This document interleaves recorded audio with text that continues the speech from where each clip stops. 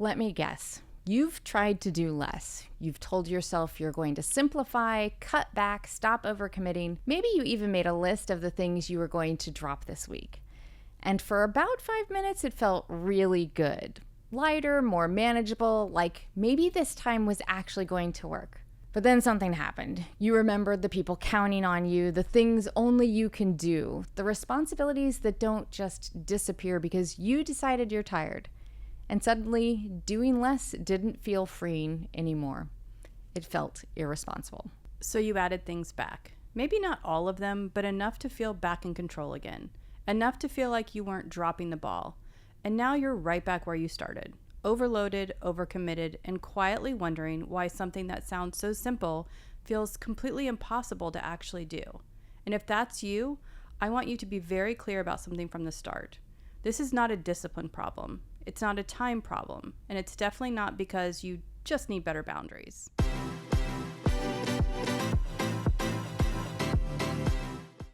The reason doing less feels impossible for type A women is because it's not just a productivity change. It's an identity threat. You're not just someone who gets things done. You're the one people rely on. You're the one who figures it out, steps in, follows through, and makes sure things don't fall apart. That role didn't happen by accident. It was built over years of being capable, reasonable, and dependable in situations where those traits mattered. So when someone tells you to just do less, what your brain actually hears is stop being the person that everyone depends on. And that doesn't feel freeing, it feels dangerous.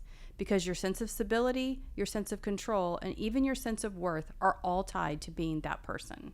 And this is where most advice completely misses the mark. It treats your workload like it's just a scheduling issue.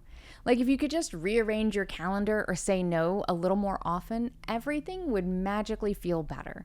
But your resistance isn't coming from your calendar. It's coming from what those commitments represent. Because for you, doing more isn't just about productivity. It's about being reliable, being trusted. It's about knowing that when something matters, you're the one who can carry it. So when you try to do less, it doesn't just feel like you're dropping tasks. It feels like you're dropping a standard you've held yourself to for a long time. Let's break this down a little more, because how this shows up actually depends on your type A pattern. If you're an overplanner, doing less turns into a strategy problem. You don't just cut things, you analyze them, you reorganize them.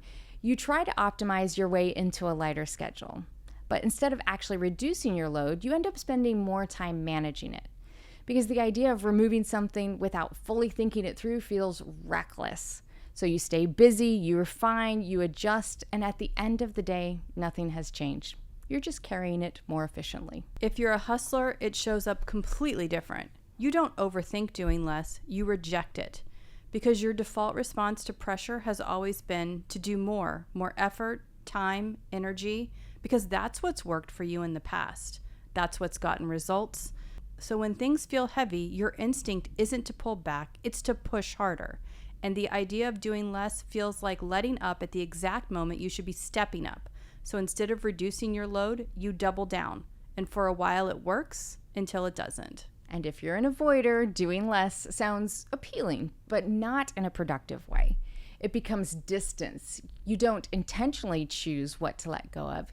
You just step back from everything that feels too heavy or unclear. And while that might create temporary relief, it doesn't actually solve the problem, because the responsibilities don't go away, they just wait. So eventually you swing back into last-minute intensity trying to catch up on everything you pulled away from. And that cycle, step back, then scramble, is exhausting in a completely different way. No matter which pattern you fall into, the result is the same. You're carrying more than you should, for longer than you should, without ever really questioning whether all of it is actually necessary. And over time, that creates a very specific kind of exhaustion. Not just physical tiredness, but mental weight. The kind where everything feels important, everything feels urgent, and nothing feels optional. And when everything feels that way, doing less doesn't feel like a smart decision. It feels risky. That's why you can take a break and still feel tired. You can clear your schedule for a day and still feel overwhelmed. Because the problem isn't just the number of tasks, it's the weight you've attached to them. You're not just managing a workload, you're managing expectations, identity, and the pressure of being the one who holds everything together. And until that shifts, no productivity system is going to fix that. So here's the shift, and it's a subtle one, but it changes everything. The goal is not to do less. The goal is to carry less. Those are not the same thing because you can have fewer tasks and still feel overwhelmed if you're treating every single one like it's equally important and equally your responsibility. Carrying less means you start questioning what actually belongs to you and what doesn't. Not what can you do, but what you're actually supposed to be responsible for. That's where the real filter comes in. Instead of asking, what should I remove? You start asking, what actually requires me? Because the truth is, a lot of what you're carrying doesn't require your level of thinking, your level of decision making, or your level of ownership. You've just taken it on because you're capable. And capability is a terrible filter for responsibility. Just because you can carry it doesn't mean it's yours to hold. So let's make this practical. This week, I don't want you to try to overhaul your entire schedule. I don't want you to cut 10 things or suddenly become someone who says no to everything. That's not realistic, and it's not how this actually works. Instead, I want you to look at everything on your plate and ask one question. Does this actually require me? Not my effort, not my attention, me. My judgment, my decision-making, my involvement. And here's the hard part. You have to answer that honestly. Because your default is going to be yes. Of course it needs you. Of course you should handle it. Of course it's your responsibility. But if you slow down and really look at it, you'll start to see that some of those things don't actually require you. They just ended up with you. And that's where the shift begins. Not by doing less, but by carrying less of what was never yours in the first place.